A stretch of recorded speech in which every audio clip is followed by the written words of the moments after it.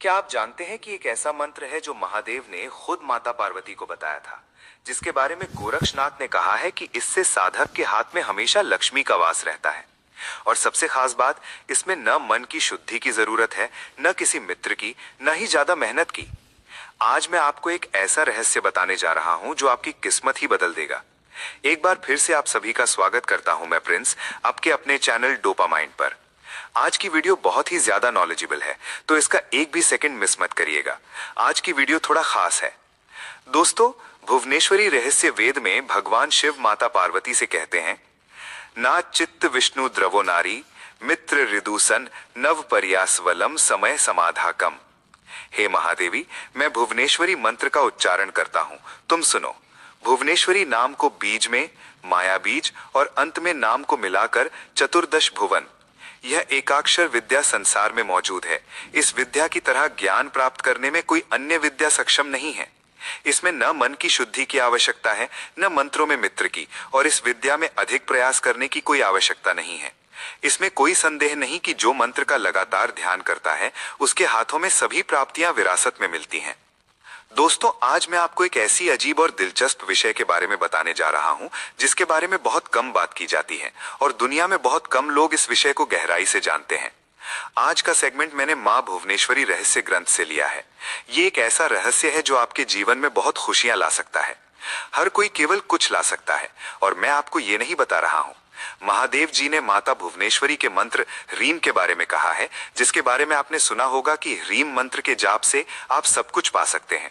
लेकिन आज मैं आपको इस मंत्र के बारे में कुछ तथ्य बताने जा रहा हूं जो शायद आपने आज तक नहीं सुने होंगे, जो आपके जीवन से सभी दुख और पीड़ा को दूर कर देगा और आपकी इच्छाएं पूरी होने लगेंगी।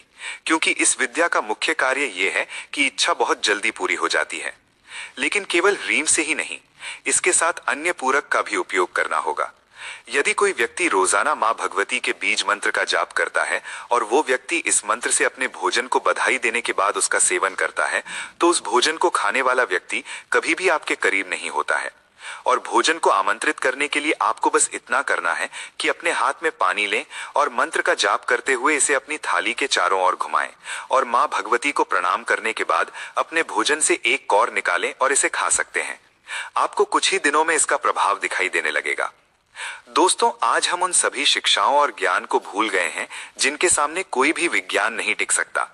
ऐसा कोई विज्ञान नहीं है जिसमें किसी व्यक्ति की किस्मत बदलने की शक्ति हो, लेकिन इस रहस्य में वास्तव में दुनिया के किसी भी व्यक्ति की किस्मत बदलने की शक्ति है। मैं गर्व से कहता हूं कि मेरे हिंदू और सनातन धर्म में, प्राचीन वेदों में आज भी ऐसा ज्ञान है जो दुनिया के किसी भी व्यक्ति की किस्मत बदल सकता है।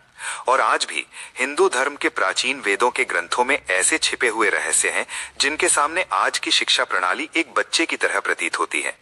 क्योंकि दोस्तों, आज भी अनगिनत सवाल हैं जिनके जवाब किसी भी विज्ञान के पास नहीं है। जब मैं इन वेदों और शास्त्रों को पढ़ता हूं, उनमें वे सभी चीजें उल्लिखित हैं जो एक साधारण व्यक्ति को राजा बनाने में सक्षम हैं। प्राचीन वेदों में ऐसा गुप्त ज्ञान छिपा है जो एक मरते हुए व्यक्ति की भी मदद कर सकता है। वास्तव में हमारे प्राचीन वेद और अन्य शास्त्र हमारी जड़ें हैं, और ये जड़ें हमें मजबूत बनाने में मदद कर सकती हैं यदि हम उनसे जुड़े रहें। अब जो मैं आपको आगे बताने जा रहा हूं, वो हजारों साल पुराना शास्त्र है। ऐसी विद्या, क्रिया, तकनीक, साधना, जो भी आप इसे कहें, ये ऐसी साधना है जिसमें कम समय में किसी भी व्यक्ति के जीवन को बदलने की शक्ति है। मेरा उद्देश्य आपको अपनी जड़ों के बारे में जागरूक करना है, ताकि आप अपनी जड़ों से जुड़े रह सकें और आप अपनी जड़ों को मजबूत कर सकें, ताकि आप अपने जीवन को समृद्ध, संपन्न और स्वस्थ बना सकें। मेरा समर्थन करें और ऐसे वीडियो को आगे शेयर करें ताकि ऐसा ज्ञान पूरी दुनिया तक पहुंच सके और लोगों के जीवन में सुधार हो सके। दोस्तों, ये सभी जानकारी वेदों और पुराणों से ली गई है, जिसका मतलब है कि ये कभी भी किसी को नुकसान नहीं पहुंचा सकती। दूसरा, ये जानकारी पूरी तरह से प्रामाणिक है।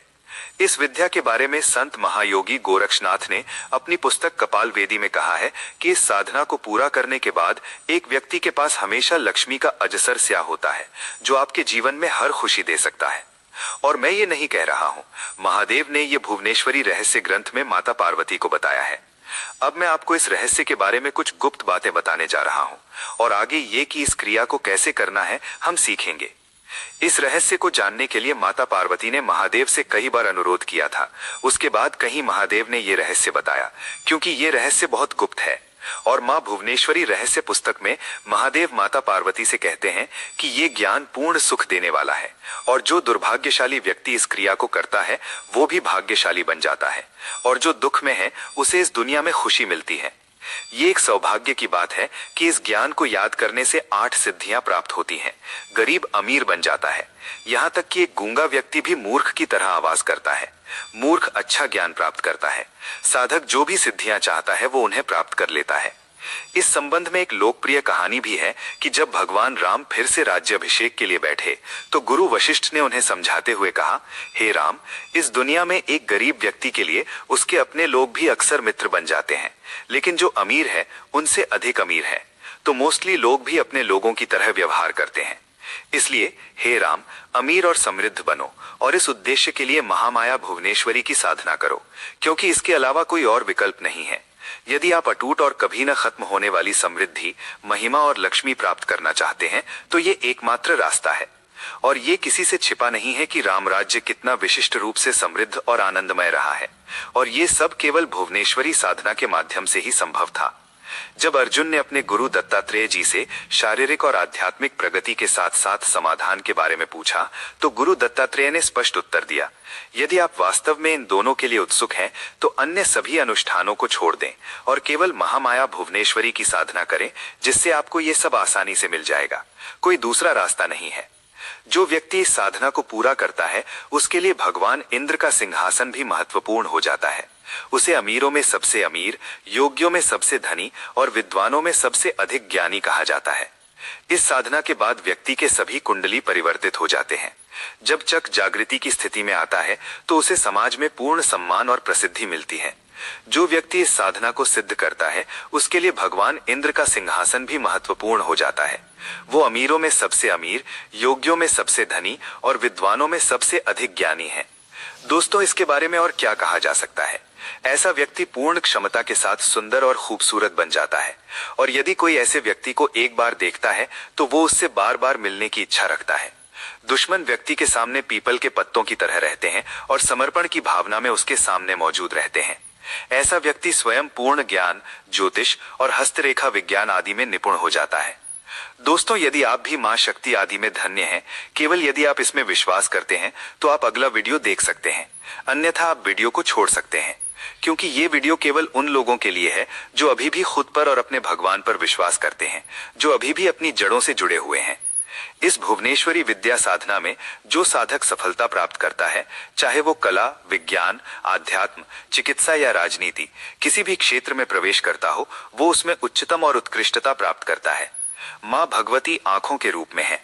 उनकी 3 आंखें हैं, इसलिए उन्हें अपनी आंखों के माध्यम से सभी लोगों को रोशन करने के लिए कहा गया है। सभी प्रजातियों को पोषित करने के परिणाम स्वरूप उन्हें वरदा कहा गया है, और उनके हाथों की सजावटी कर्ब शासन शक्ति का प्रतीक है। अब हम जानते हैं कि इस चमत्कारी अनुष्ठान को कैसे करना है। ये प्रक्रिया बहुत छोटी है लेकिन प्रभावी है। आपको इसे एक अनुष्ठान की तरह पूरा करना है। मैं आपको आगे सभी नियम बताने जा रहा हूँ। आप 13 मार्च के बाद शुक्ल पक्ष के सोमवार से साधना शुरू कर सकते हैं, और आपको इसे लगातार 21 दिनों तक करना है। जब आप इसे करते हैं तो आपको कोशिश करनी चाहिए कि आपका चेहरा दक्षिण पूर्व यानी आग्नेय कोण की ओर होना चाहिए। और जब आप ये करते हैं तो इस साधना के बारे में किसी को भी बिल्कुल न बताएं। आपको इसे गुप्त रखकर करना है। यदि आपको किसी को कुछ बताना है तो आप कुछ भी कह सकते हैं, लेकिन इस मंत्र और साधना के बारे में कुछ भी न बताएं, न ही अपनी इच्छा के बारे में। सबसे पहले इस साधना को शुरू करने से पहले आपको एक छोटा संकल्प लेना होगा। मैं आपको एक उदाहरण के साथ समझाऊंगा, जिसमें आपको अपने दाहिने हाथ में एक चम्मच के साथ थोड़ा पानी लेना है और इसमें कुछ चावल डालना है, और आपको फूल रखने हैं। आप तुलसी के पत्ते भी रख सकते हैं, और माता और शिव जी का ध्यान करते हुए आपको ऐसे कहना है जैसे, मैं अमित शर्मा हूँ, गोत्र भारद्वाज, जन्मस्थान देहरादून, मैं इस पते पर रहता हूँ। मैं 6 मार्च 2024 को अपनी इच्छा पूरी करूंगा। 21 दिनों के लिए एक माला। हे महादेव, हे आदि शक्ति मां, कृपया मुझे मेरी इच्छा पूरी करने का आशीर्वाद दें। मैं इस अनुष्ठान को पूरी भक्ति और भक्ति के साथ पूरा करूंगा। अब मैं आपको वो मंत्र बताने जा रहा हूं जिसे आपको रोजाना उस मंत्र की एक माला का जाप करना है। वो मंत्र है ओम ह्रीम भुवनेश्वरन नमः। आज तक आपने केवल एक शब्द के बारे में सुना होगा, लेकिन मैं नहीं कह सकता कि ये कितना काम करता है। लेकिन मैंने आपको जो मंत्र दिया है वो महादेव ने स्वयं बताया है। इसमें कोई संदेह नहीं है, करने के लिए कुछ भी नहीं बचा है। इस मंत्र में आपकी किसी भी इच्छा को पूरा करने की शक्ति है। आप इस मंत्र की शक्ति के प्रभाव को केवल तभी जानेंगे जब आप इसे करेंगे और आपके जीवन में चमत्कार होने लगेंगे। ये वास्तव में बहुत शक्तिशाली मंत्र है। विश्वास करें कि कोई भी मंत्र इस मंत्र की तरह इतना शक्तिशाली प्रभाव नहीं देने वाला है। आपको इस मंत्र के जाप की प्रक्रिया को बहुत अच्छी तरह से समझना चाहिए। इस मंत्र का जाप करने के लिए आपको मां भगवती की एक तस्वीर और महादेव जी की एक तस्वीर लेनी होगी, या आपको भगवान शिव की एक तस्वीर लेनी होगी। आप परिवार की एक तस्वीर भी ले सकते हैं। और आपको याद रखना होगा कि महादेव के इस मंत्र के बिना ये पूजा कभी नहीं होगी। इसलिए पूजा शुरू करने से पहले आप भगवान गणेश का नाम लेंगे और फिर भोले शंकर महादेव और महादेव के मंत्र की एक माला ओम नमः शिवाय अवश्य करनी चाहिए। और उसके बाद ही आपको मंत्र का जाप शुरू करना है। आपको इस मंत्र का जाप 108 बार कम से कम रोजाना एक माला करनी है। और यदि आप एक से अधिक माला कर सकते हैं तो ये बहुत अच्छा है। आप इसे 3 बार, 5, 11 या 21 मालाएं भी कर सकते हैं, ये आप पर निर्भर है। लेकिन आपको ध्यान रखना होगा कि संकल्प लेते समय एक बार संख्या तय हो जाने के बाद ये हर दिन वही रहेगी। आप इसे बदल नहीं सकते। इसलिए जाप से पहले विचार पूर्वक संख्या तय करनी होगी। आप किसी भी समय ये कर सकते हैं। हालांकि रात में ये सबसे अच्छा है, क्योंकि दिन के दौरान बहुत काम होता है। और यदि आप चाहें तो सुबह भी कर सकते हैं। आप कोई भी समय तय कर सकते हैं, लेकिन आपको इसे रोजाना उसी समय करना होगा। केवल एक बैठने की मुद्रा होनी चाहिए। आपको इसे हर दिन बदलना नहीं है और कोई और इस मुद्रा का उपयोग नहीं करना चाहिए। अन्यथा आपकी सारी भक्ति, आपके सभी अच्छे कर्म उस दूसरे व्यक्ति द्वारा ले लिए जाएंगे जो इस मुद्रा पर बैठेगा। इसलिए इस पर बहुत करीब से ध्यान दें। ध्यान रखें कि इस गतिविधि के लिए कुछ महत्वपूर्ण नियम हैं। आपको इन्हें ध्यान में रखते हुए इस साधना को पूरा करना होगा। आपको ये जाप 21 दिनों तक करना है। सबसे महत्वपूर्ण नियम ये है कि इसमें आपके लिए गुरु की संगति बहुत महत्वपूर्ण है। यदि आपके पास कोई गुरु नहीं है तो आप भगवान शिव को अपना गुरु मानकर इस साधना को कर सकते हैं। इस साधना में सबसे महत्वपूर्ण बात यह है कि आपको उनके साथ होना चाहिए। यानी जब आप ये साधना करते हैं तो आपका मन कहीं और नहीं होना चाहिए। आपको इस ज्ञान के प्रति पूर्ण भक्ति होनी चाहिए और ये तभी फलदायी होगा जब आपको विश्वास हो। अन्यथा किसी भी साधना की सिद्धि के लिए गुरु और मंत्र में विश्वास होना आवश्यक है, तभी आपकी इच्छाएं पूरी होती हैं। दोस्तों, आपको समझना होगा कि आप आदिशक्ति की पूजा, प्रार्थना और ध्यान करने जा रहे हैं। मां की शक्ति के कारण पूरी दुनिया चल रही है। दोस्तों, मैंने इस मंत्र को आपको एक शैक्षणिक बिंदु से समझाया है। यानी आपको इस साधना की प्रक्रिया को अपनी समझ के साथ करनी चाहिए, क्योंकि इस प्रक्रिया में पवित्रता का बहुत ध्यान रखना होगा। मां भुवनेश्वरी, महामाया, आदिशक्ति महासर्वव्यापी हैं। उनसे कुछ भी छिपा नहीं है।